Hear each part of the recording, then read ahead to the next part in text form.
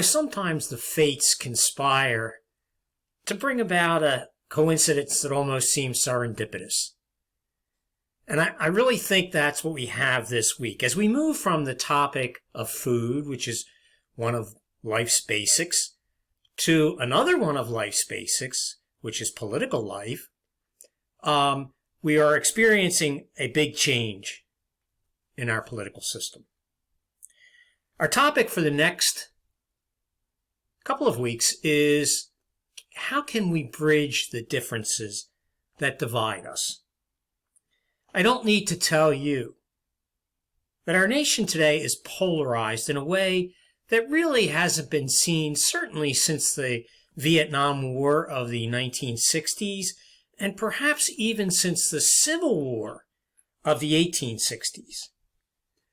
As I record this, there are people on the streets of major cities, including Philadelphia nearby and my hometown, who are celebrating the election of Joe Biden as President of the United States. Yet, there are more than 70 million other people in this country who voted for his opponent. President Biden has pledged to bring the country together. But that's a task that's much more easily said than done. How indeed can he bridge the differences that divide us? In our first reading this week, Sean Blanda argues that we must begin by understanding that the other side is not dumb. That each individual must consider that, quote, people who don't feel the same way you do might be right. That we need to listen to what they say. Of course, there is a counter-argument to Blanda, and that is this. Blanda himself would admit that some views are simply wrong. The same can be said for many opinions, such as white supremacism, terrorism. There's no justification for those.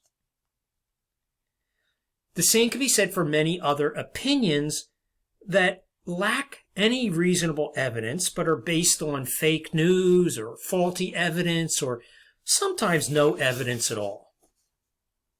On the other hand, Blanda is certainly in the mainstream in encouraging a free and open exchange of ideas because there are reasonable arguments on both sides of most issues, but as I said, not all. One such issue has to do with segregation. Now, nobody can justify segregation, but in the two articles that we're going to read this week, the authors give somewhat different perspectives on it. Dana Boyd talks about the wide-ranging phenomenon of self-segregation, which broadly speaking can be defined as a human tendency for people to want to be with people who are like themselves.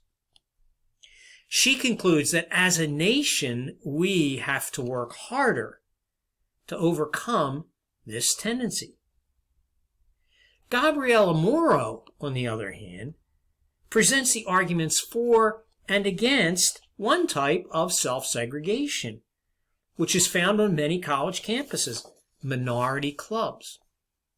Do they help us bridge our differences, or do they further divide us? That's a question that you'll answer in this week's discussion. And in your journal this week, you'll be asked the all-important question America faces as we move beyond the Trump presidency. How can we bridge the differences that divide us? I'm looking forward to your ideas.